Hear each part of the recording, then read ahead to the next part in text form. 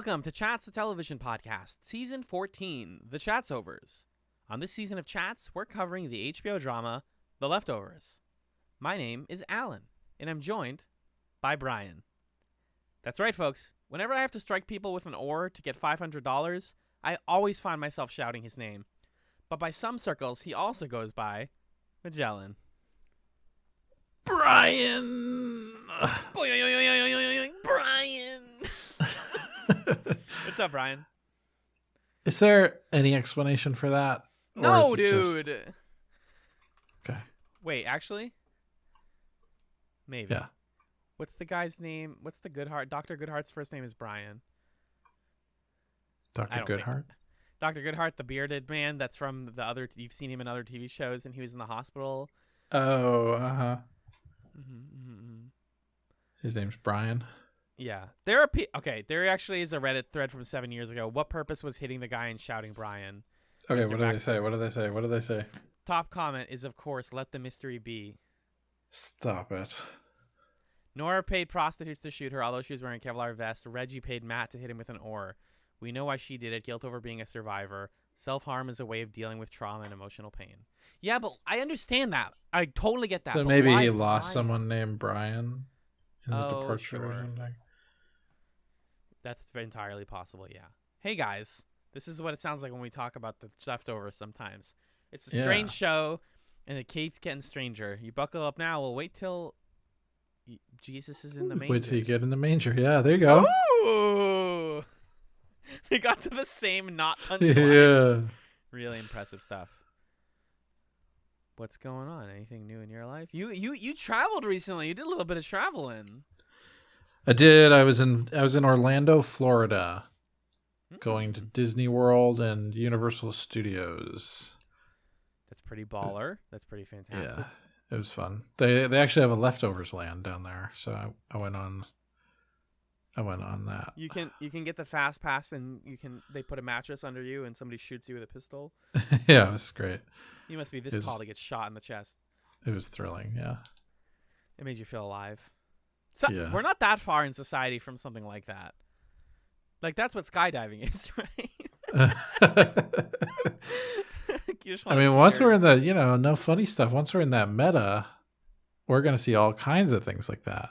There is currently stuff like that. I know there was like a bridge crossing VR game for a while that was pretty popular that got in trouble because it simulated falling off of a bridge.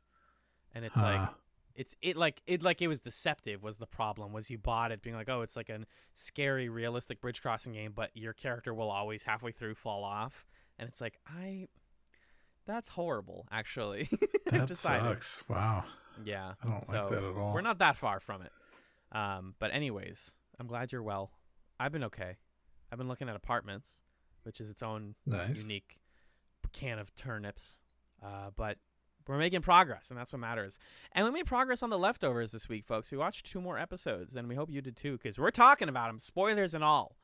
Those episodes specifically being Season 2, Episode 5, No Room at the Inn, and Season 2, Episode 6, Lens.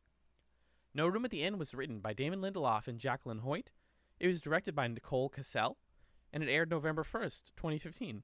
Magellan, can you tell me what happened in No Room at the Inn? In this episode, Matt takes his wife outside Miracle to seek answers about her condition, but struggles to keep her safe from desperate tourists outside the town's gate. Magellan, it's a shame that he took 2 boats and a helicopter to get to the inn, and there it turned out to be no room there. Because this episode entirely, to me, felt like a follow-up, a sequel, a squeakquel to 2 boats and a helicopter from last season. Yes. How did you feel about it overall? Well, and it's also they're doing a Jesus, right? They're doing a bit of a Jesus. The miraculous pregnancy, but we'll talk about it. So it's sort of like a Jesus deconstruction, or like a Funhouse mirror creepy version of it. I don't know. Yeah, I think Christopher Eccleston is great. I think I really enjoyed the exploration of the town or the community that's developing outside of Miracle and what that's like. And the scene that he has with John is fascinating and good. And the Mary stuff made me really uncomfortable. And I think it's worth talking about that and figuring out what we think really happened and what's plausible and how we address that and talk about that. So I think I liked Two Boats and a Helicopter a little bit more just because it was more purely like this sort of almost Coen Brothers movie type of experience. Mm-hmm. And this was like a little, in some ways murkier and in some ways like almost too kind and redemptive for Matt Jamison. You know what I mean? Yeah, I think the last 5 to 10 minutes definitely feel that way, where it's like, yeah, there were a lot of narrative options that they had to make Matt seem like a flawed character who's doing his best, and instead they were like, but he did the right thing at the end, and it's like, well, that comes into question. I'd like to talk about the Mary stuff first, because this episode opens on a really fascinating montage of Matt attempting to recreate the night that Mary woke up. I wrote this scene in my notes. It's called SAT_Mary.mov, which is what Matt names his file.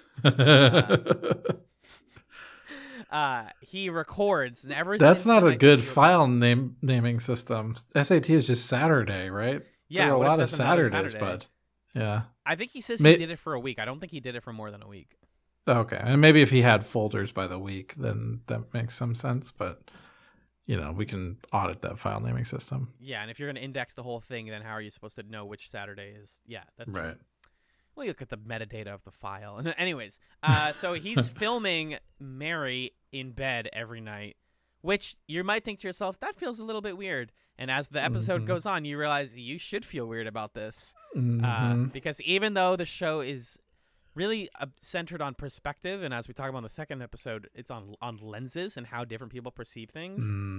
Even when we're in the shoes of Matt Jamison, we still feel like we're distanced from this character because he makes a couple of odd decisions.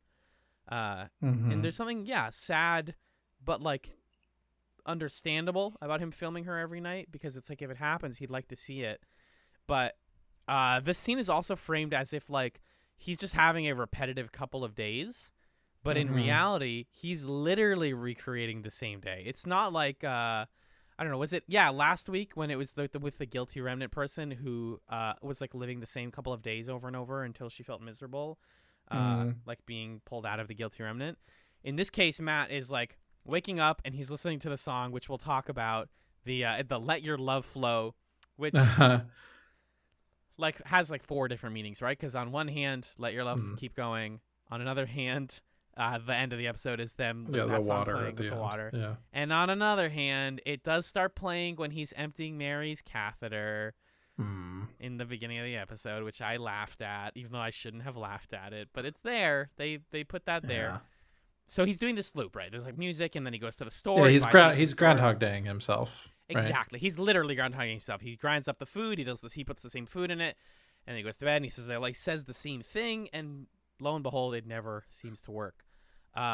He's worried about this and gets to the point where he's grabbing her and yelling at her for not waking up before he sees himself in the webcam and goes, oh, I might be the bad guy of this episode. Yeah. In a way.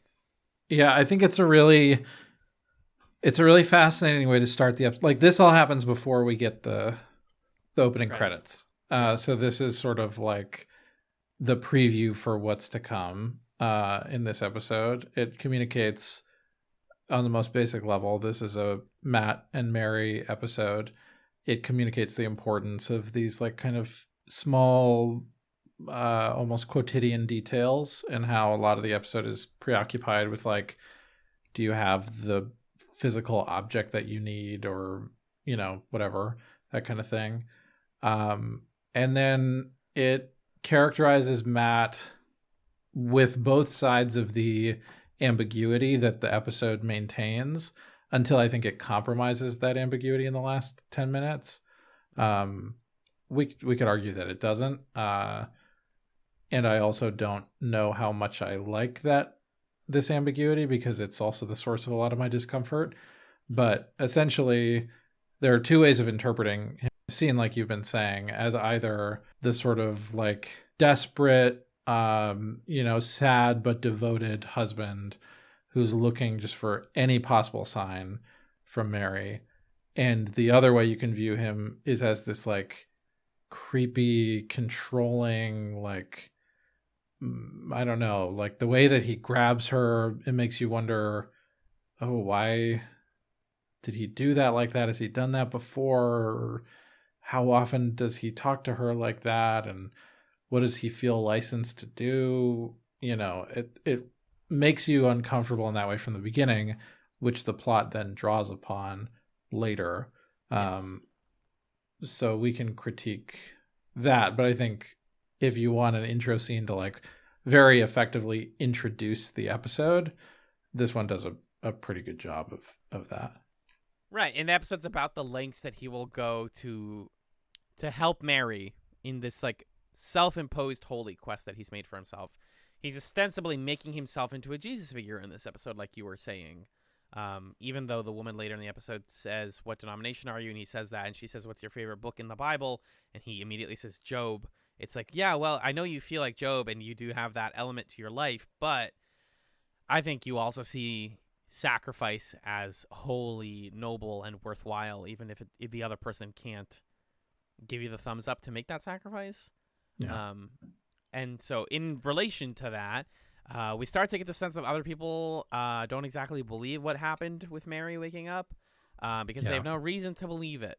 And Matt learns in taking her to his regular every 6 months brain scan that Mary's pregnant, which can only mean that Mary got pregnant the night that they made love. So hold on. And he's about to leave, and then he gets pulled back in by a man who is not a doctor, but is asking him for consent to not sue the hospital because they didn't know that she was pregnant. And I love the subtlety of how they communicate this to Matt. I don't know how realistic this is, but the way that the guy is like, yeah, she couldn't give consent to certain procedures, ... or anything, actually, Matt. Right. And you're like, oh, okay, yep, I understand what's being said here, and so does he. And, if you're Matt Jamison, on one hand, you're already starting to doubt yourself, but you're like, yeah, but I was there. Like, I know it, but the way consent works is it's two ways, and I don't have a second perspective on it. So, because I wasn't filming things every night, before this happened. So, right. The finger starts to point at Matt for this episode, and that also brings him to being booted out of, to being taken out of Miracle, and then getting robbed, which is a really sad scene. So yeah, can we not move too far past it yet? Yeah, because that's important.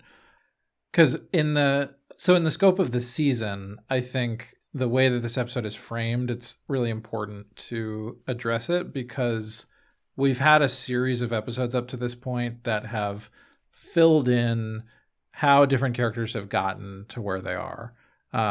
We met the Murphy family in the first episode. Then we saw how the Garveys got there. Then we saw what was going on with Tom and Lori. And then, what was episode 4? Just like some more miracle stuff. Right. Yeah. And so I definitely had the expectation going into this one. Oh, we're getting a Matt and Mary episode. We're going to learn how Matt and Mary got to Jarden, which we don't learn and we don't see. And the season is intentionally not showing us that because an important part of that story is Matt Jamison's claim that Mary woke up and that they had this night together. And it, I think I was a little, I was made uncomfortable by the way this episode sort of takes as, it's almost a little cavalier, the fact that the episode's presenting like, well, what do you think? Do you think that Matt like raped his comatose wife or no? Crazy mystery, huh? Like it's almost like not the kind of thing that feels like it should be a sort of, I don't know, kind of ambiguity at the center of this episode. But I think, You could also argue that it raises questions about Matt's mental state. It raises, I think, really important discussion about like how these male figures of power like let him off the hook, basically.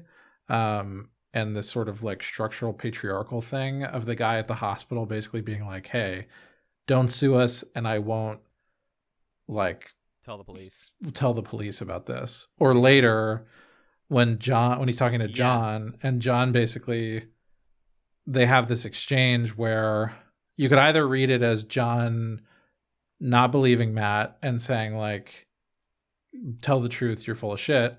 Or you could read it as John being like, I think you're telling the truth, but I need you to like pretend so that people don't believe in this sort of miracle stuff. But the fact that like John's suggestion is just tell everybody that you were sad and lonely, it's like really revealing about, you know, what Matt could be getting away with, you know, exactly. if he had done this willfully, because it's clear that he doesn't believe, like, it's clear that he believes his own story, right? Yeah. I still don't know whether his story is true or not, but it's clear that he believes it to be the case. But it's also clear the way that this society works, that even if he like was lying about this, he wouldn't face repercussions for it, which is like incredibly disturbing to confront. And I think it's useful for the episode to portray that. I think it's also a little like, I don't know. Well, we're now like 2 weeks in a row of like talking about non-consensual sex. And so there's this like this recurring theme in this season about like male power and safety in institutions that protect them. Because Matt, like, it also just comes into conversation with like, how does the justice system work? Because it's based on a form of truth that is it's collective truth. No matter how true it is that that Mary actually woke up, as long as it's like if a tree falls down in the forest and no one's around doesn't make a sound, like we just will never know. It's the same. It's that same question. Matt could tell you all day, every day that Mary was awake, and we have no way to believe it. So according to the justice system, that's non-consensual. And it's a non-consensual pregnancy, which is its own can of worms. And it's a non-consensual pregnancy that, as the man explains to him, is 90% likely to lead to a miscarriage. Which, again, coming to the like value of human life question, like, is Matt then like, does this miscarriage become a murder of sorts? Like, is it a child that was brought up out of wedlock or whatever? Like, it's just, or not out of wedlock, but out of out of rape. Like, it's really uncomfortable. It's really, it puts this in your face. And it's not to say, this is where I don't love this element of the plot. This isn't something people have to deal with every single day. I mean, there is an aspect of, yes, people do stuff like this and then say it was consensual and there's no way to prove it, which is why we try to believe victims, or that's the ideal. But there just isn't, we can't do that in the case of Mary. And I'm sure in real life, though, there is like legal text and legal doctrine for what happens when a comatose person is pregnant. Like, I'm sure there's rules, there's laws about that, but it's super murky and it's super uncomfortable. And again, like, Matt is our perspective character, and Matt gets to have his like comeuppance in this episode also. But that's the core of what this episode is asking us to think about: is, okay, you know this, you want to believe that he did this in a good state of mind, but did he? Because also, when the guy beats him up later and takes his wristband, he sees Mary wake up again. Right. And it's clear, like, there's like a shimmery effect on the screen. When he gets up to Mary, she's facing forward again. So, like, there's no solid evidence that was real. Exactly. Yeah. That robbery scene was a bummer. It also was just like, guys, I just saw, maybe it's because it hasn't been that long since we saw two boats in a helicopter, but I was like, Matt, don't you know that you don't trust people like that when they ask you, like, right. Weird, you have a wristband that's like super exclusive and it gets you into this town that I'm trying to get into? Interesting. Hey, turn around for a sec. Like, I felt like it was inevitable there. But Matt is the kind of person who that's part of his faith, is he trusts people beyond the rational need to. Mm-hmm. And it's so sad watching this guy like ask his son to help him, and then he breaks Matt's hand to get the wristband off, which seems terrible. Like it seems like it's just going to be terrible for terrible sake until it loops back around, because way later at the end of the episode, when Kevin and Nora have brought Matt back into Miracle, their car stops, and they realize that that guy and his son got in a car accident and crashed, and the man is dead, and so Matt takes the opportunity to grab the guy's wristband off of his dead body before the son sees him, and he says, "This is mine," which, oh my God, chills, dude. It's like, right? Oh, come on. And it's the kid extending the wristband that he took that makes Matt realize, like, okay, I need to be like a moral actor in this story. I can't just like, scrounge this guy's corpse in front of his kid and say, well, it was my wristband first. Yeah. And that's the sort of like pivot moment for him to make the choices he makes at the end of the episode. If you want people to be nice to you and make it so, like, it feels like the deck is always stacked against you. Maybe one thing you can do is, I don't know, don't rob a corpse. Like, there are like basic moral rules that you're breaking for the sense of like duty that you have about your wife and about your situation, that like if you just followed your own moral Christian compass, then maybe these things wouldn't happen so often. That also ties into his little adventure in the middle of the episode into the camp outside of Jarden. Yes, the worst music festival ever. Dude, Burning Man has nothing on this. This is Coachella 0.5. Awful musical. So not even a good act either. I mean, there was like, I would say my favorite act was the woman who wears high heels and steps on guys' backs, which was fantastic. Pretty funny. The writers had to have a lot of fun with all of this because, in a world where you're outside of a town and you're camped outside because nobody got departed, anything could happen. Literally anything. A big guy runs around shirtless and turns out to be the nicest guy there. A weird Swedish dude turns out to be a fence that lets people into the sewers. A woman steps on people. A guy has a mannequin for a wife, which Matt looks at and goes, huh, for a minute, in case the, comatose wife connection there wasn't clear. And this is all him trying to get back into Jarden, where he finds Almer, the Swedish man, who listens to hardcore dubstep in his van, and tries to get him to let him back in. He asks for $1,000, and this is where you get the iconic scene. This is one of the very few scenes from season 2 that I vividly remembered, which is Matt going up to this Christian woman because she has a cross outside of her house, and says, "Can I hold $500? Basically, I'll get it back to you. Can I borrow it?" And she gives him the like, okay, name 5 of their albums, but for Christianity. Oh, you're a Christian minister? Okay, name 5 of their albums. Or, what ministry school did you go to? What's your favorite book of the Bible? I like the joke where she says, "What denomination?" He says, like, I don't know, some 20s or something. She's like, no, your religious denomination. I love it. The parallels in this week, people like saying one thing, but they think they mean another thing. This one is on the same level as Kevin going, "I'm seeing someone." Yeah. Where I'm like, bud, you could just say the thing you meant. Yeah, right. But also like Matt's head is he's in the money headspace. He's not thinking about like Christian denominations. So of course he's gonna be like, yeah, I guess you want 20s, okay, or I would like 20s. Her caveat is that to get the money, he has to hit this kid who seems to be her son, this like 30-year-old man, with an oar or a paddle, and say Brian while hitting him as hard as he possibly can. And so naturally, all the people around are like, "Oh, sick! Dude's gonna get hit with a paddle," as if this is a thing that happens like on a Tuesday. How did you feel about this? I texted you at this point. I said, sometimes I can't tell if the leftovers is weird for weirdness sake.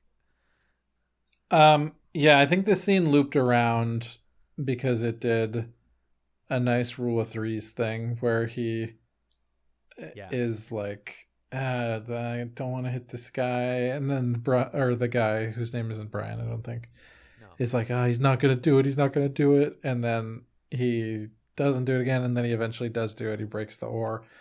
I think because it went on so long, I ended up really liking it. I think it also, they sort of hammer us over the head with this is of biblical significance because he just said that his favorite book is Job. She asks what's Job's wife's name? What did she say? And he quotes that line where she's basically like, oh, are you gonna, I forget what the line is exactly, but it's like, are you gonna say that God has forsaken you now, like curse God and die? Mm-hmm. And it helps us to see this moment as like a moral decision for Matt or some kind of test. And I kind of like that. I don't know if he passed it or not, or what he was supposed to do here. Yeah. Like what was the win condition? Yeah. Like, did I just curse God by screaming Brian? It feels like a moral failing. Yes. But why? You're just smacking a guy with a paddle. It's not a big deal. Well, that's the same thing of like, how do we make meaning out of these moments? Because also the other feature of the camp is that there are these gallows, and they have this bizarro system where the only way to get somebody out of the gallows is to replace them, which then you have to opt into that, and then you stay in the gallows until someone else replaces you. So it's an endless loop. But in the next episode, I think he says to Nora, like, the way we got out is that somebody said, I don't want somebody else to suffer for it on behalf of me. Yeah, he climbs into the gallows at the end of the episode here. And we see Christopher Eccleston's wanted you to say it. whole situation. He is naked. We do see Christopher Eccleston's penis, unless that's a prosthetic or something. I never know. Right, but he definitely there's a dick on the screen. Yes, and balls to boot, as they say, HBO. And he's the one who refuses any sort of switching with him in the next episode. Like, he sort of takes it on himself and martyrs himself for this community. Yeah. Which is like cool, but then it's also like, I don't know. It's like, are you punishing yourself for something? What are you repenting for? Right. Is this, are you repenting for something? Because we've been wondering this whole episode if you have done something bad or not. Or are you just like this sort of selfless martyr, Jesus-y guy? Mm-hmm. I don't know. It's like kind of it's framed very triumphantly, I think, by the music and the way it's shot and stuff. But I have mixed feelings about it that maybe are intentional on the show's part. I think they have to be, just on account of, and I wish that the explanation was in this episode, because I especially like having to wait a week before the next one where he says like, oh, it's about like the whole point of the gallows is you don't let somebody else suffer for you. You don't give somebody else the hurt. You try to minimize the hurt overall. And so like that's not why he gets robbed, but that's like why the scene with the son happens later, is that all of Matt's stuff is like, okay, I just need a little bit of things to go my way, and I'm willing to hurt other people just a little bit to get what I want, which is not working for him. And so like I think that explains the gallows stuff, and it explains how we feel weird about Matt in this episode, but it's also like I don't think he makes that sacrifice necessarily in the end. Because he tells John at the end, like, oh, get this boy somewhere, his father is dead, and I was like, that's a nice thing to do, but also, well, what is going to the gallows do for him other than we get to see his pangus? Like, that's whatever, it's a weird thing to do. Do you want to talk about John and Matt? I want to talk about their exchange. So again, earlier in the episode, looping a little bit back, they bump heads on what's actually going on here. This is preceded, by the way, by some delicious bureaucratic anxiety. I think you compared this in your notes to like a live action Papers, Please. The scene with the guy, the wedding guy. This is awesome because you need a sponsor to get into Jarden, and so it's just the whole like, oh, you got to get a wristband, go back to this line, and then he's in the line. He has to talk. He's calling Nora on like an old fashioned phone. and the guys behind him are like, hey, we have a wedding to go to. Can you hurry the fuck up? And they're so mean to him. And I expected him to just rip up that guy's invitation or rip up his papers, but he takes them and crumples them, and then they fight, which almost gets him arrested before John and Kevin are like, hey, you live here. Why are you fighting people to get into your own home? Like, what? Basically, like, I think you also had wrote that, like, it feels like other characters are cameoing in Matt's episode. Like, our other main characters. Like, we only ever see Kevin in, like, over-the-shoulder shots from behind other characters. And all of his lines are like, what? Or like, what the fuck? Matt, what the fuck? Why are you doing that? Exactly. It's pretty fun. And so John, a realist and seemingly not a super religious guy, is like, yeah, so your wife woke up, huh? That's what you're going to tell people? Actually, I run this town. And I say that you tell people that you're really sorry and you did a terrible thing and you feel bad about it. And you watch Eccleston be like, not start to believe it, but start to say it and be like, yeah, I'm really sorry and I did that. And it's like, again, truth is a social construct, which is like an effed up thing to think about. But in this case, it super is. And they just bump heads like ideologically. Like John is not a person who wants to believe, and he says, like, miracles don't happen. It's not miracle. It's Jarden. Like, things don't happen here. My wife, they make it explicit in this episode and then make it very explicit in the next one. Erika wears a hearing aid. She's hearing impaired. So, like, she was not, quote unquote, fixed by the town. And now it seems like Evie is taken away. So, like, this town isn't magic. Stop saying it is. Don't bring your wife here. All these different, like, mysterious figures in the episode keep telling Matt, like, you know, just like doing the Jesus in the inn thing. They keep telling him, like, oh, you got to get there. The baby can only be born if you bring him there. And it's like, no, dude, it's a town. You got to get over this thing you have in your head about magic and miracles. And I just love seeing the two of them, like, in that ideological opposition. I find it super exciting. Because we get more John, and I just, like, I enjoy that actor a lot. I think he's intense in the way that feels like parents that I've met in my life, just very, like, stuck to his ways and defensive of his worldview. That's the main stuff. I know that they then later obviously talk after the car accident that they see, and I found it. This is a question. It's just like a logistical question about the end here. So Almer leads Matt and Mary into a dark sewer drain that goes into Jarden. Again, Let Your Love Flow plays. It's kind of cute. And because they fly through the sewers together. They go into the back of the car. Do they go into the back of the car because they're covered in sewer water? Or because, like, why can't they just sit in the back seat?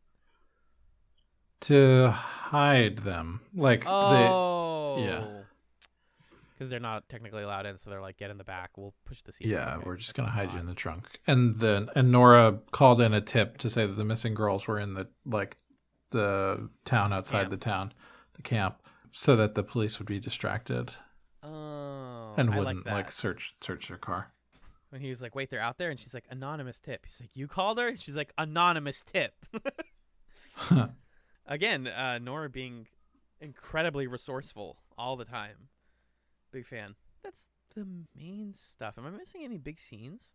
The sewer drain part was great. The music was kind of fun. Oh, he reads Mary poetry in the back of the car also. Yeah, you recite some Yeats to her. The Song of Wandering Angus. And they get interrupted. Yeah. It's like how Maps by the Yeah Yeah Yeahs is an acronym for My Angus, Please Stay. I think about that. Oh, God, I forgot about that. I remind myself of that very frequently. Yeah. I think that's what I got. Oh, and then just, the music choice at the end. We felt torn about this. Laughing With by Regina Spektor. Which is like, you know, God has a sense of humor too, but nobody's laughing with God because he's God. And it's, you know, God has a sense of humor. Did you get it, guys? Everything that happens to Matt is, like, deeply comedic but sad because God has a sense of humor. I just like Regina Spektor a lot. I thought the song was fun. It's a little bit light for this episode. It's a little bit like... Yeah, I think that's why I didn't like it. Is like, it's kind of a tongue-in-cheek song. Like, doesn't quite fit what's on the screen. Yeah, that's fair. Like, I almost would have rather had a song that didn't have lyrics, because I felt like the visuals sort of were speaking for themselves. Yeah, let them do it, basically. Yeah. Did you have any stray notes on this one? Let me check. There's a guy when Matt is in the visitor center she says if you don't get her back inside, he will die. So it seems like there's someone else that's maybe confirming that Mary is pregnant and is conscious of it and thinks that Jarden is the place to have the baby. Mm-hmm. That's something to consider. Yeah, that's a point in Matt's favor. I really like the Nora line where she says that an anonymous tip was called in, and Matt was like, "Was it you?" And Nora says, "It was anonymous, Matt. Now get in the trunk." So good. Yeah. But yeah, that's it. I think I have two quickies. There were some runners trying to, it seemed like, escape Jarden when Matt was driving in to do the brain scan. I think they were trying to get in. They were trying to get in, so he was driving out. When he was going opposite way of Matt. At the very beginning? Yes.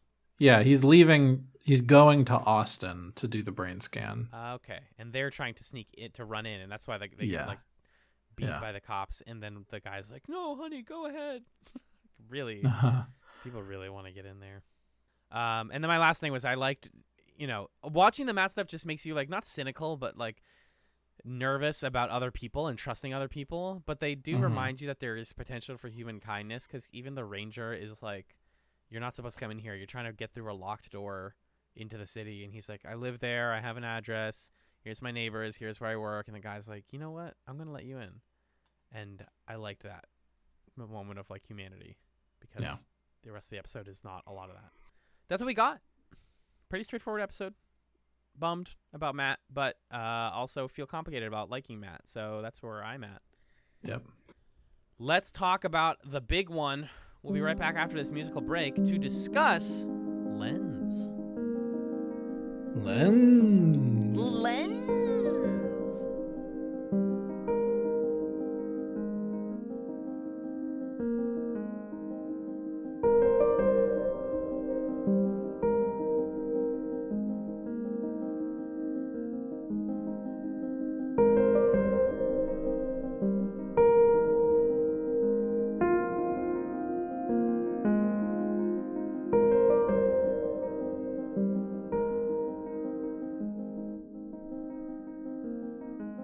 Welcome back to the Chatzovers. The second episode of The Leftovers that we watched this week was Season 2, Episode 6, entitled Lens.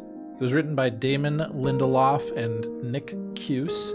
It was directed by Craig Zobel, and it aired on November 8th, 2015. Alan, what happened in Lens? Oh, Magellan, I do really love these HBO summaries because they bury the lead so well. In this episode, Nora is irritated by unexpected visitors. Kevin's predicament becomes impossible to ignore, and Erika finds an unlikely ally and reveals haunting secrets. Those are all true things that happen. They sure were. You came out the cut, Magellan. You said that this was maybe your favorite episode. This is my favorite episode of Leftovers. Yeah. Holy smokes! I mean, okay.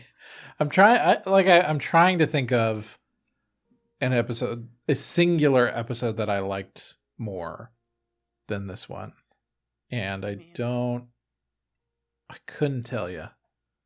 I really loved the Lori stuff in that Lori episode from episode 3. Yeah. I wish Nora's solo episode in the first season was better, because I like Nora a lot. I think Nora is my favorite character in the show. Same.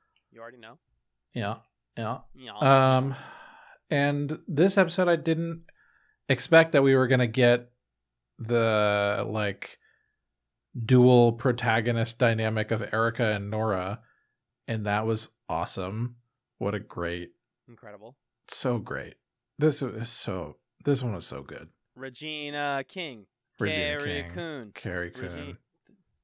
Incredible work all around. And that scene at the end. Ooh. Teach that in TV directing school, guys. Oh, and TV acting school and TV writing school. Are you kidding me? All of the above. Did you notice the camera work in that one? How bananas it was? They were on that My Dinner with Andre shit. Woo! Yeah, they were. Sheesh. Well, I was reading like some trivia because I already knew how that scene goes, and I was like, I'm just gonna listen to it. And it's kind of funny. I had like a horror movie moment with it where I'm looking at the scene, and the camera's still pretty far. And then I look down, and the trivia is like, oh, like it wasn't trivia. It was more like just like thematic stuff on the wiki. They have a section for that. And it was like, oh, the camera zooms in because the conversation is feeling claustrophobic and tense. And then I looked up and we were in their eyes. And I was like, oh my God, we are. And yeah, it's about these two women whose lives are barreling into each other in a perfectly mirrored episode about power dynamics and about belief and faith and fear and everything that humanity is about in the show. And it's, as an episode of The Leftovers, I think this one is a 10 out of 10. This is one of these episodes that just is good. I understand why it doesn't usually make the list of best episodes of the show, because there isn't like a big dramatic action moment or like, you know, Matt getting knocked through a sewer or like a character getting shot or anything like that. It's mostly really tense conversations, but this is like what I watch TV for, is conversations between people. Same. Feeling their feelings and stuff.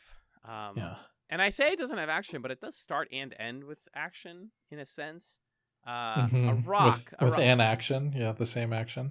A singular action paralleled. A rock makes its way through Erika's window at the top of the episode.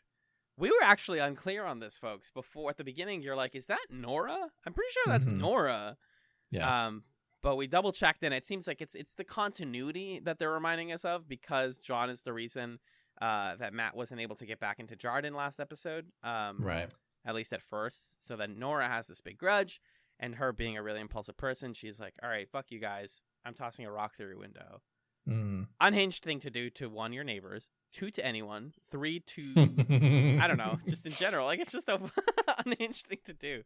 But I get it. Like, I understand being that mad that you want to throw a rock through a window. And as we've said before, one of the best things about Nora is she does the thing that you think about doing all the time.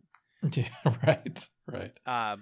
But also something clever is right after the rock throw, this episode spends a little bit of time in the perspective of a character we haven't met before. A doctor. Yeah, this is actually before the rock throw. This is pre-rock. You're right. You are right. Like, the first thing that we see is, you said Joaquin Cuarto is his name?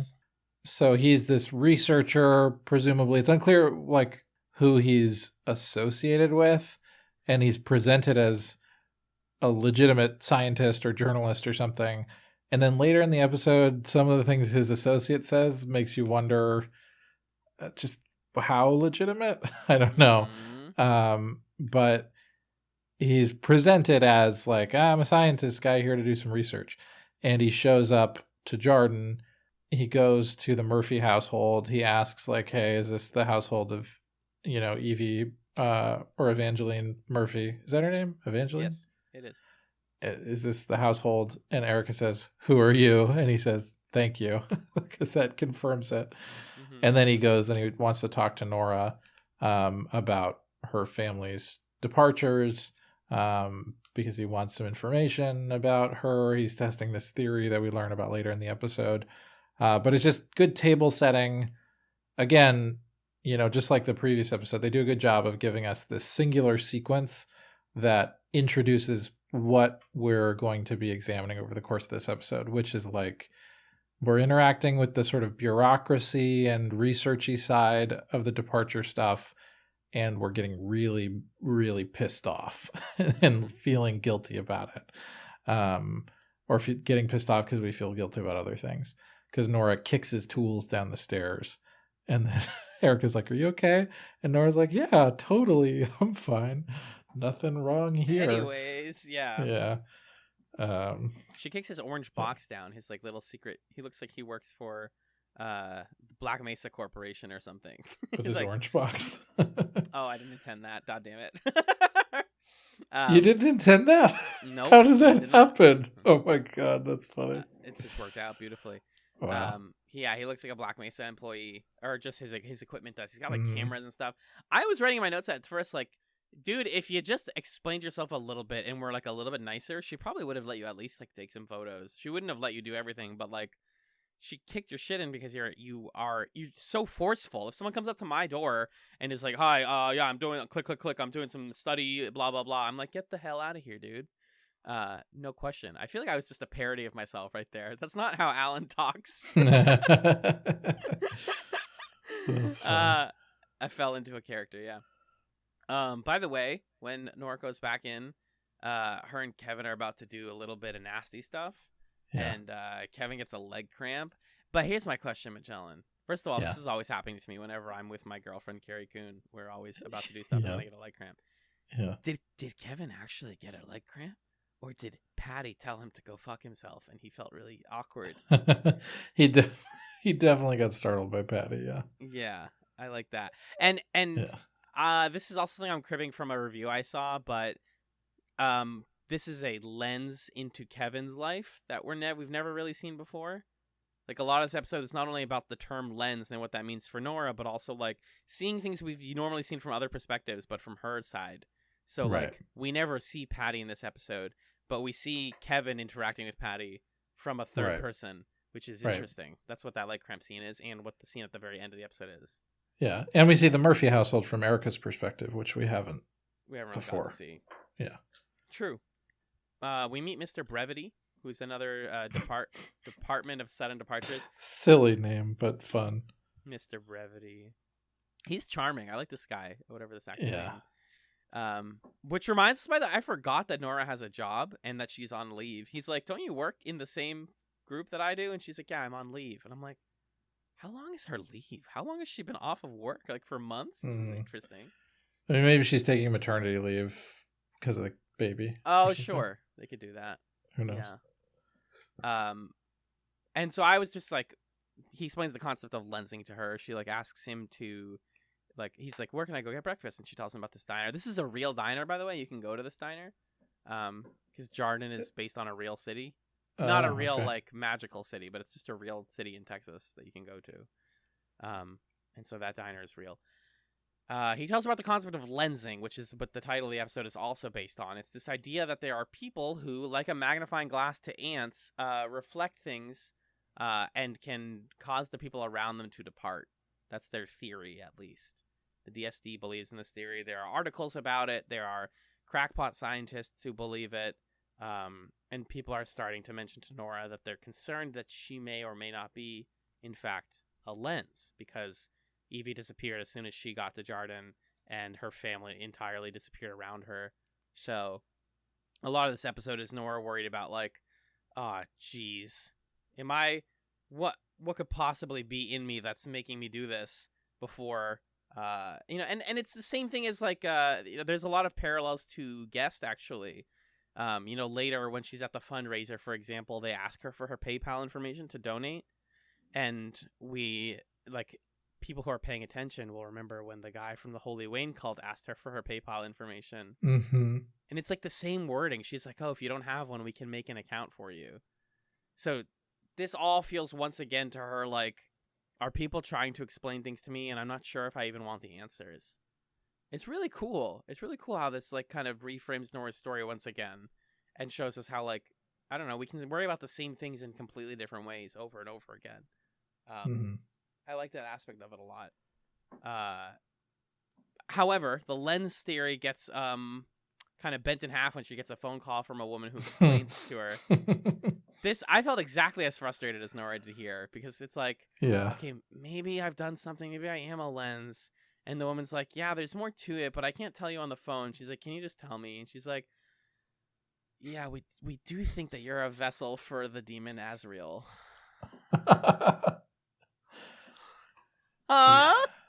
Yeah. Hangs up the phone. Yeah, because Nora, like, what she ends up saying to Erika in their conversation at the end of the episode is, like, to believe that this is your fault, that you, like, willed people away, is, like, naive, it's self-centered, it's pathetic, whatever words she uses. But she is wrestling with that throughout this episode. Like, she and Erika are having the same crisis, just in it's manifesting in different ways. It's at different stages of progression. Nora's further down the road here. So she's like ready to believe that she somehow focused some sort of energy through her lens of herself, the magnifying glass lens that Mr. Brevity describes. She's like fully willing to believe that maybe that's the case and I did that. And then, the demon stuff. And it's like, okay, never mind. This is BS, probably. This is stupid. Well, and that's what makes the final conversation so electrifying. Sorry, I'm still thinking about the Grease song after last week's embarrassing cover. Oh my gosh. Is they both believe the other person's opinions. Like they're not necessarily in opposition. They're just kind of like, okay, we both feel opposite ways about this, but we're getting to the other person's conclusion eventually. And so it's not like we are fundamental opposites here. It's like we're actually worried about the same exact thing, which is like, is this my fault somehow? Because confronting that and reckoning with the fact that a person's disappearance might be your fault is terrifying and scary and sad and adjective. So, that's why I love that. Everything that builds in this episode is it's about two people who like are coming to the conclusion together, but in different ways. And so, Nora is just like, okay, it's clearly not the demon Asriel. And this eventually brings her plot to the fundraiser for the missing girls because they need more money to, quote, hire outside help, which is strange. What outside help? Are they going to call the FBI? I'm scared for them. Also, another big Nora thing that happens before all of that, though. Lori calls, which is interesting. And we get a little bit of Lori update because this is a serialized show and you can't watch one episode without watching the next one. Lori calls to ask her where Tom is. I like this part where she's like, how do you have my number, Lori, from The Leftovers season 1? Lori's like, I Googled it. She's like, it's really easy to delist yourself if you want. I love that.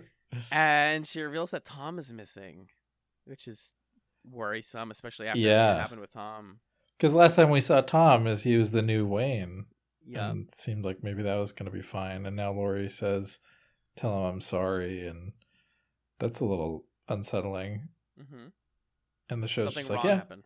We'll look at that later. Yeah. We're going to go back put to that this on pause. I mean, the Australia thing is the ultimate version of this, where the show can just like drop something and then be like, all right, shush, don't worry about it. Don't keep it in the back of your head. So we file this away. Also, the scene has a really great, like, funky Hawaiian version of the Leftovers soundtrack.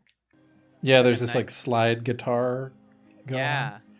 I like the vibe here a lot. But anyways, so that brings her to the fundraiser. I want to bring Erika to the fundraiser before we talk about that. Yeah, let's do that. So where does Erika start the episode specifically? Obviously, she sees the Brock and is worried about all of that.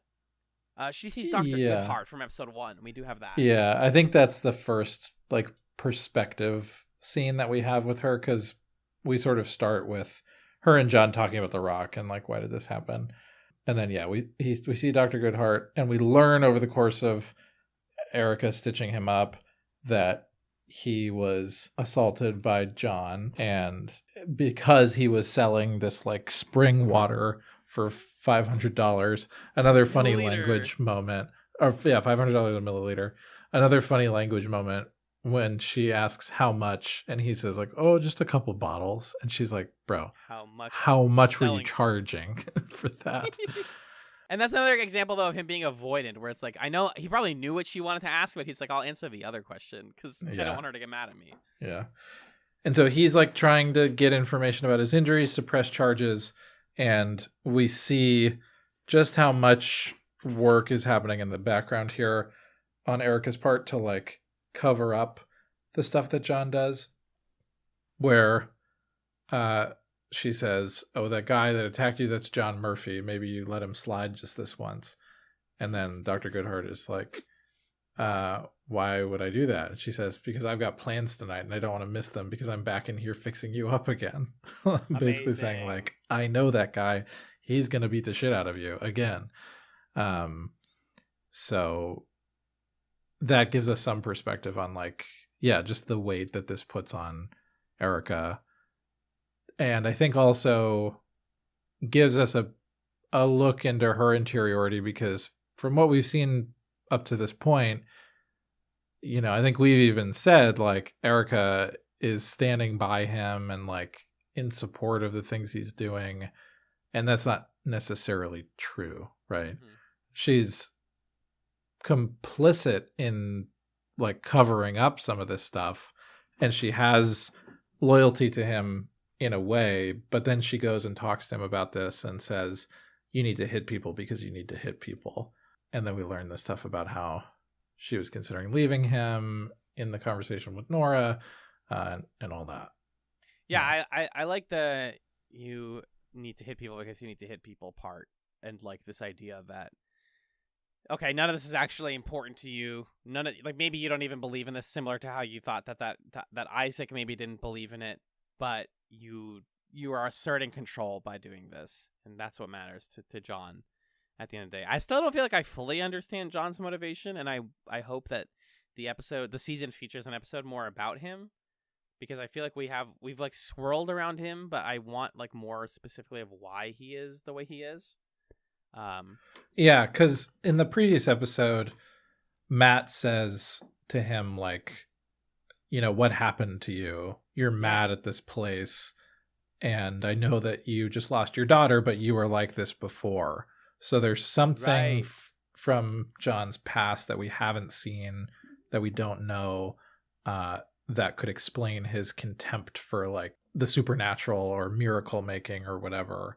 But we haven't quite learned what that is, and they're keeping that from us for some reason, but we'll see why soon, I bet.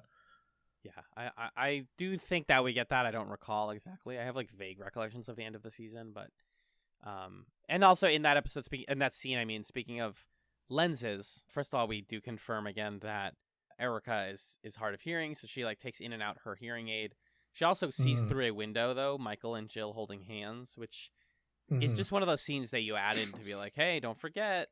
Because later on Nora's side, she talks to Jill and has like a Jill and her mom kind of moment where she's like, oh, I saw you holding hands with him. Are they going to approve of that? And she's like, don't care. He didn't tell his parents, and I don't need your approval. Bye. I'm going to go do stuff. And Nora's like, but I give you my approval anyway. Bye. I'm okay with it. Yeah.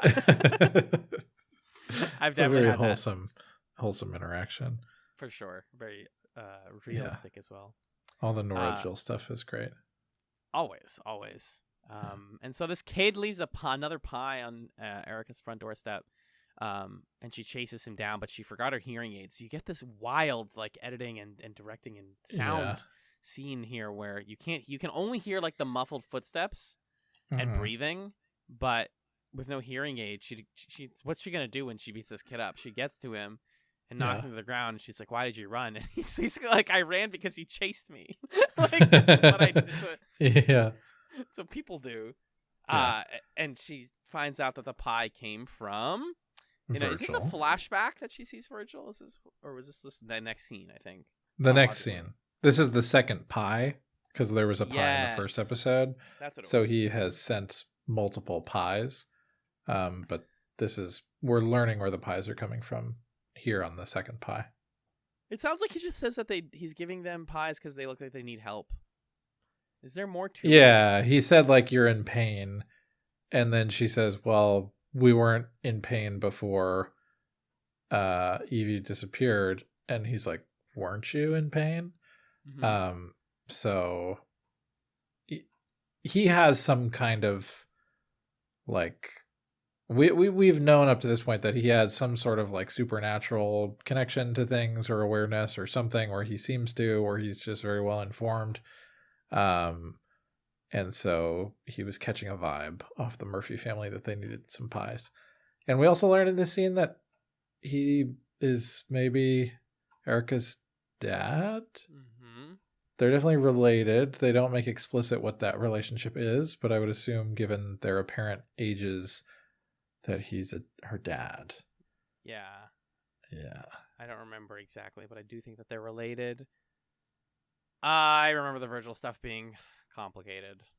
Yeah, I'm not getting the sense that it's going to be good, because it's just kind of strange. And it's like a side plot, it's just there. Yeah. And we also learn it's news to Erika that Michael has been praying with him.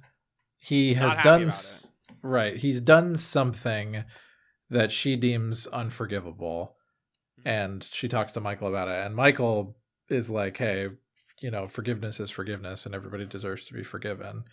So that's their sort of difference of opinion. But we still don't know exactly what it is they're talking about. Mysterious as well. More mysteries. Yeah. Yeah, everything around Erika just seems like it's building towards like reveals happening. What I like about season 2 though is that the reveals don't seem like they're building towards catastrophe. It's just like naked honesty and truth, which is also what the final scene is providing to us. Right. It's like leading to better understanding the characters. Instead of like, oh God, we're going to burn down the Guilty Remnant compound. It's a different type of stakes, and I like it. Yeah. Personally, yeah, me too. I think that does bring us to the fundraiser scene, though. Yeah, I think let's talk about that.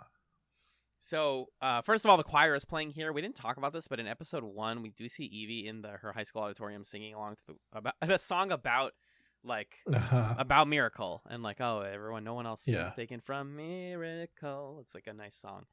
The choir is singing here. They don't sound as good without Evie because she was clearly the best singer in the choir. Right. It sounds like they're missing a vocal part or something. That must be so hard. I don't know how you craft that, but it's like you guys need to sing in a way that sounds like I guess it's just like you take out one of your, your alto or your soprano, and then people can notice the gap.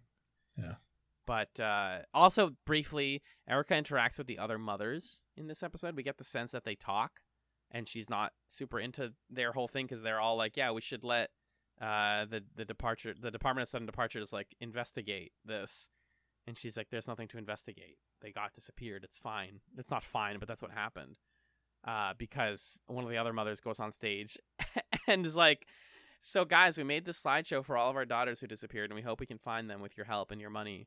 And she plays this slideshow that's so pitch perfect, like when iPhoto makes a makes a montage of your pictures from like a day trip or something. Oh my God! And the song that was playing too, "Stay" by Rihanna, which is the most like montage of photos of like disappeared or dead people ever. That's from 2012. That's a 10-year-old song. Holy crap! Do you ever think about how Rihanna's like her first song came out when we were in elementary school? Her first big hit, Pon de Replay. Wow, she has some staying power. She really does. Yeah.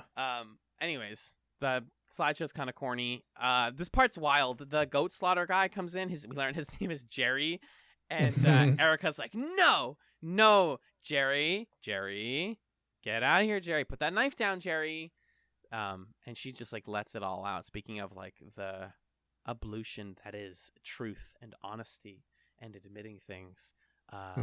She's like, Jerry, you killed a goat on the day of the departure, and for some reason we think it's okay to let you kill a goat every time you feel like it. There's no real rhyme or reason to it, and you just kind of slaughter goats wherever people are, and I want you to stop doing that. Get this goat out. She like walks the goat out. Yeah, get that lamb out of here. She basically is that Vine exactly if it was replaced lamb with goat. Dude, the reason he isn't paying rent is because he's a lamb, dude. He's a full-on lamb, dude. 100%, dude. He's lambing out right now. He's a fucking lamb. Meanwhile, paralleling back, Nora is taking one of the folders from Mr. Brevity's briefcase because he tells her that there's a new questionnaire that they're working on, and A, she wants to know about it, and B, she wants to get it just so that he can't complete his research. And also, she gives it to Erika in the final scene. So, this is all very fun and good. And then we get the big moment. We get the big, quote-unquote, interview where Nora and Erika hang out in Erika's living room and talk about lenses, what it means to be who they are. And the camera does this cool thing where pretty much every single shot, it gets closer and closer in them as we get more and more claustrophobic until, I shit you not, it's like the left and right sides of the cameras are their eye line. Like it cannot get any closer. Yeah. What are some standout moments from this for you? So the construction of this scene is Nora has stolen the questions from Mr. Brevity's briefcase, his briefcase. Mr. Briefity. Sure. Something. Can't quite find it. There's something there. You ever think about how a briefcase is a small case? Like it's like a case that didn't quite get finished. It's also a case for briefings. Oh, yeah. That's probably what it is, huh? Yeah, you put boxers and briefs in there. Wait, now I gotta know the etymology. Is it a briefcase because it's a small case, or like you're saying, it's a case for briefs, which are small, like, explanations of things? Something is small. Briefcases are descendants of a limp satchel used in the 14th century for carrying money. It was called a budget, derived from the Latin word bulga or Irish word bulg, and also the source of the financial term budget. Okay. Okay, but where do I get briefcase? Oh, it's just the word. Okay, this is the etymology of brief and case. Yeah. Brief in the paper sense. Oh, sure. Yes, brief noun. Okay. Yeah, that's what it is. Wow. So I have briefs. This is my briefing. Nice. Okay. That's good to know. Talk about the best scene. Talk about the best scene. Sorry. I just love, we talked when we talked about the Nora episode from season 1 that like the coolest thing about it, at least to me, was the conversation that she had with her boss at the Department of Sudden Departures, who said like, hey, whenever you ask this one question, people always answer the same way. And then the episode ending on that last person answering differently. And then we see what the question is. So like, I really like the kind of bureaucratic stuff and the way, the logistics of like, we have a list of questions that can get at basically, did this person who we're claiming departed, did they run away for some reason, or were they killed or whatever? Like, is there something going on here that proves that they didn't just poof disappear? Right. And so to go through those questions and to see the moment where Nora lands on the question that cracks it open, and to have it relate back to a moment earlier in the episode where Erika's digging around for the hearing aid batteries and finds the money in the backpack, and you're like, why does Erika have all this money in a backpack? Okay. Right. For that to be explained by her answer to this question is so fascinating, because it confirms that like the set of questions works. It seemingly like it hit a nerve and helped to get to the root of this. And also, like, I'm realizing this now, the reason that she had hearing aid batteries was because that was part of her like kit to leave with. Exactly. Which is, I didn't even catch that when that happened in the episode. She was ready to go. Yeah. And then she gives this, and Regina King destroys this monologue where she's talking about her grandma and how her grandma believed that, it's something along the lines of like, when you bury a bird 3 days later, if it flies out of the ground, then you're blessed by God, or, something like that. Your wish will be granted. And she gives this explanation about how she never believed that really any of the things her grandma said, because her grandma also said that Jarden is this like blessed town or blessed space, chosen space. And she started to believe her grandma once nobody departed from Jarden. And then she tells this story about burying a sparrow and it flying away on the day that she wishes that Evie would be okay without her there. And then Evie disappears. And it's just like an incredible confluence of the directing, the acting, the writing, creating this moment of like, oh my God, this is tying together all these mysterious visuals that we've seen. It's getting to the very like slimy, guilty core of who Erika is and what she's worried about. It's drawing out of Nora her own kind of like defensiveness and guardedness, and the ways that she's tried to reason through not feeling guilty about not wanting her family to be there. And then that moment where Nora snaps from like fine to now Erika's asking her a question back of like, to the best of your knowledge, do you remember what your kids last said? And Nora just, the floodworks happen. Yeah. It's like an incredible piece of scene work from everybody involved. It's so good. I think the part The acting part that got me the most was, Erika's obviously doing so much of the lift here, but then when she throws it back to Nora and you feel her like pain and anguish, we still cut to Erika and her lip is quivering, like heavily quivering. Yeah. Because she's like so deeply, deeply invested in this conversation that she can't really have with anybody else. And just, it's the power too of I think I must have said this in season 1, but the questionnaire functions as like a form of confession, like religious confession. Right. Because it asks even questions like, are you a generous person? And that's when Erika's like, a generous person doesn't say they're generous. But you had to say yes or no question. So no, I don't consider myself generous, which means yes. Yeah. And yeah, I think the story is beautiful. And it comes back to even the Matt Jamison thing of like, you let something else suffer on your behalf. You let a bird sit in a box without air for 3 days because you get a wish. Because we can kind of dehumanize a bird, so to speak. So yeah, top to bottom, incredible scene. And then just the choice to get so tight in, like to the point, dude, where I'm looking at it now. You can see on Carrie Coon's face that she has an eyelash stuck under her eye. Like that's how close in these like HD cameras are on these two actresses, and you can still feel their performance. Yeah. And it's it's like a domestic thing. It's just like two like mothers or mother figures just talking about what worries them and revealing things that they haven't told anybody else. But it's so beautiful and so intimate that you can't help but be invested. Yeah, and it's like a great mirror of this other interaction they have earlier in the episode where Kevin has left Lily on the truck by accident, and Erika brings Lily to the door, and then she and Nora have this conversation where they have that sort of mom moment of like, man, when my kids were young, I wanted to like throw them out the window or whatever.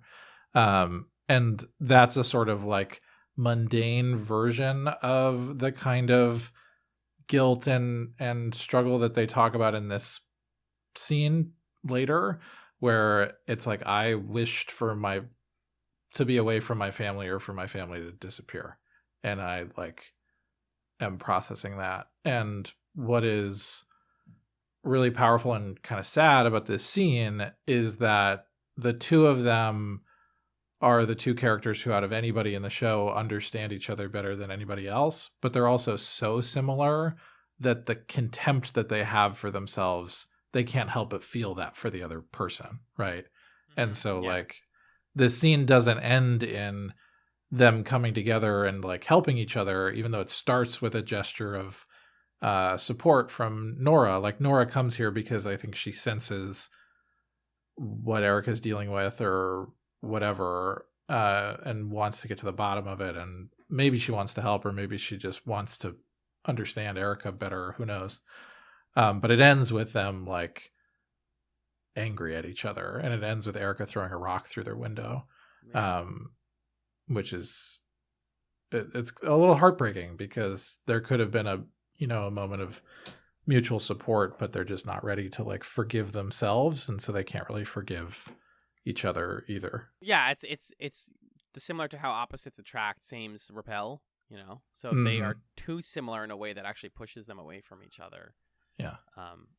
And that's also, again, going back to the directing, like the camera pulling these two people in as if they are like physically getting closer, and it makes it feel like the most intense freaking thing in the world. You don't need any action or any yelling. And it's funny because I wrote earlier in the episode, my notes were like, oh, it's so great that Regina King's in this show, but I feel like I've seen her be so much more intense and like energized in other series. And then by the end of the episode, I was like, oh, Regina King. Oh, she's amazing. She's so good. Because like a lot of the rest of the season's just been her like reacting, but here she's like, it's my turn, and like takes the stage, which I loved. And then Nora has this moment with Kevin at the bottom of the episode.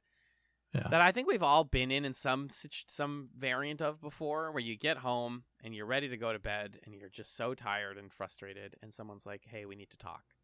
And she's like, can we just do it tomorrow? And he's like, we really can't. She's like, no, I know it's big, but I had a bigger day. And he's like, you didn't. I've been seeing someone. Talking about doubles once again. And I just imagine the calculus happening in Nora's head where she's like, okay, who could he be seeing? And why is this so important? Like, what? Like, in her mind, it's actually not that important. Like, fucking whatever. We're not even married. You're seeing someone? You already told me that you did this before. Like, I'm mad about. We'll talk about it later. Let's have this conversation. And he's like, no. Like, I've seen Patty. Who have you been seeing? Patty Levin. But she's dead. It's like, yeah. Yes. I'm seeing her. Yeah. Correct. And I'm seeing her. And sometimes when you think I'm distant or I'm talking to myself, I'm talking to her. She's not gone in my head, and I need help. And then... Yeah. And they have this exchange. Nora says, are you seeing her right now? Yeah.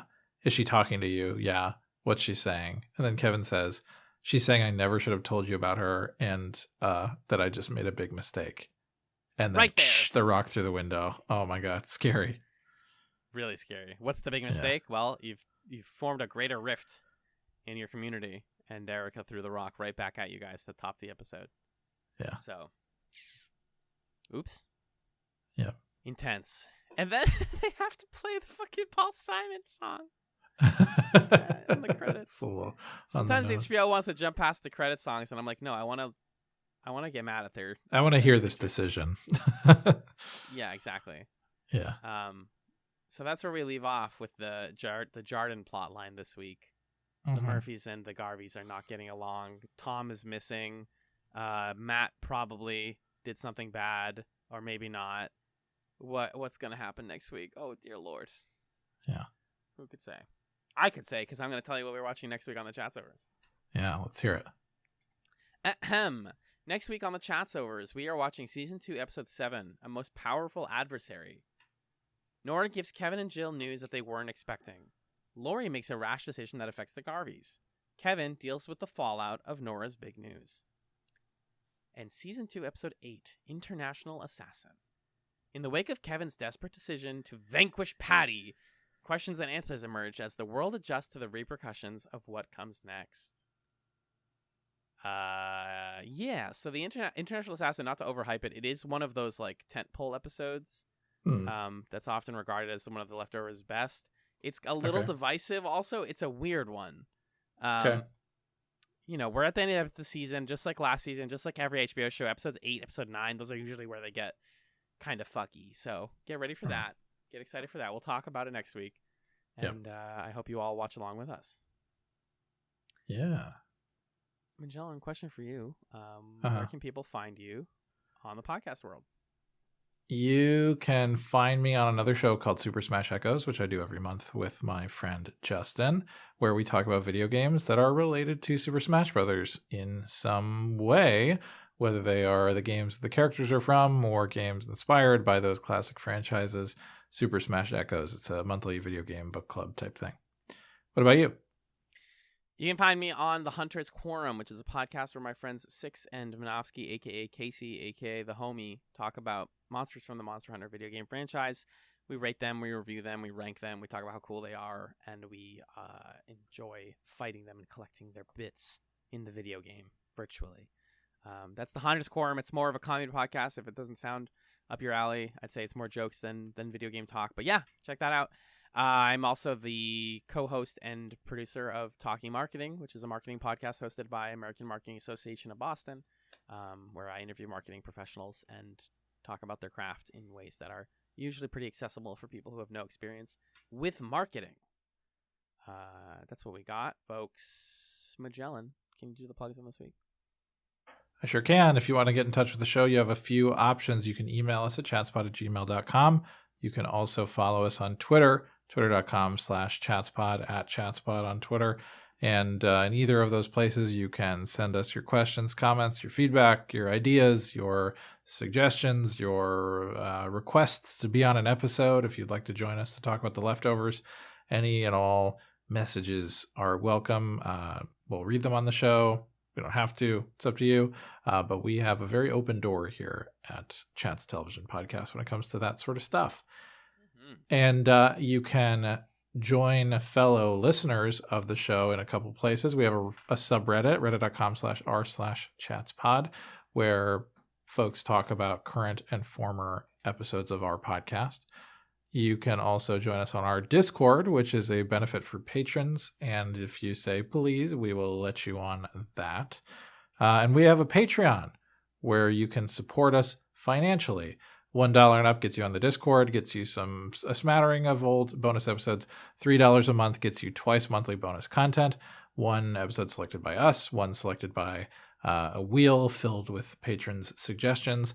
And $5 and up gets you thanked here at the end of the episode. We have big thank yous for Stefan, Six, Fendon, Pat, and Nick of the Brothers in Infinite War, Michael, Marin, Marcus, my mom, Lee, Kat, Jen, and Arthur. Thank you, folks, for supporting the show. You can also support us by rating us on Apple Podcasts or wherever you listen to podcasts by sharing the show with a friend, or a family member, or an acquaintance, or a stranger, really anybody who would listen to it. We're happy with that. We have a website, chatspod.com, and we have a lovely friend who made our podcast art, Camilla, at Camillastrator. You can find her work on the socials in that way. So that's the plugs and the plug zone. And we like to end our episodes with something for you to snack on between now and next time. We call those Chatsums in honor of the classic Vlasic Snack'em snacking pickle. Alan, do you have a Chatsum for the folks? Yes. What is it? I would like to recommend a video game for folks who may not even be big gamers out there. Just this morning, after editing last week's Chatzovers episode, I wound down by playing or finishing the video game Stray, which just came out. Stray is a video game where you play as a kitten who was separated from its litter and finds itself in a underground cyberpunk city, or a sealed city, and goes about exploring and finding out what's a cat to do in a world like this and what happens to people here. What's the little kitty to do? It manages to be both very cute and very pretty thoughtful, I would say. I had my issues with the sort of like overall plotting and what they were trying to say, but I think like there isn't anything else like it right now, and it's from that type of indie game that's just like, here's a really specific thing that we do really well for about 4 to 5 hours, and then you're out. And I find that kind of game really refreshing, especially after like all of these MMOs and 800-hour service games and stuff like that. It's like, 5 hours in and out. You play as a cat. There's a button dedicated to meowing. It's very cute. Any door there are certain doors you can go up to and just claw at them by pressing the triggers. If you go up to any carpet, you can knead the carpet with your little kitty paws. Wow. Yeah, it's really charming, and it made me miss Melon also. Cat of the podcast, Melon. So yeah, check out Stray. Even if you're not into games, it's like so simple that it's not like a very complicated input kind of game. You could play it even if you're just like, I want to play the kitty cat game. I gotta get that. Yeah, I don't know if it's on Game Pass, but it's everywhere. You can get it anywhere. I mean, I'm gonna get it on Steam to play on. Oh, Steam shoot! Deck. Is that your Chatsum? I haven't used it enough yet to Chatsum it, but once I Steam use it more, I'll. I finally got off that queue. I don't remember when I put myself in the pre-order queue, but I got it. It's here. Yeah. It exists. Stray. Okay, I'll check it out. Okay. Thanks for the rec. Thank you for listening. Yeah. No. What's your Chatsum? My Chatsum is a way of interacting with music with an application. So I use Spotify. Not everybody does. I don't know if other apps have this feature, but recently I was poking around in the Spotify settings, and I was aware of this before, but I've been playing around with the setting that lets you determine how much of a crossfade there is between songs when you listen to them sequentially. And on Spotify, you can set that crossfade to be anywhere between 1 and 12 seconds long. Whoa. And I would encourage people to use the crossfade because, to figure out what works for you, 12 seconds, way too long, in my opinion. I've been setting it to 3, and I've been really liking that. There's still some songs where like it's a little jarring of a transition if you're on shuffle and you're not curating the switches between tempos or keys or genres or whatever. But generally it like gets rid of some of the dead space, and sometimes they're like transitions that sound really cool and you're like, whoa, that was really cool. I feel like I'm DJing and I'm not even doing anything. So that's my Chatsum, is play around with the crossfading feature on whatever sort of music app of choice you use to listen to things. I'm going to become a DJ. I just turned it on. I'm excited to try it out. Yeah, let me know what you think. That's what we got, folks. Thank you, as always, to Magellan for being the Nora Durst to my Erika Murphy. And thank you all very much for listening to the Chatzovers, where we watch so that you can listen to us watch and talk, and it's fun. I wanted to mix it up this week. I didn't write anything. The podcast is over. Goodbye, everyone. Thank you. Bye.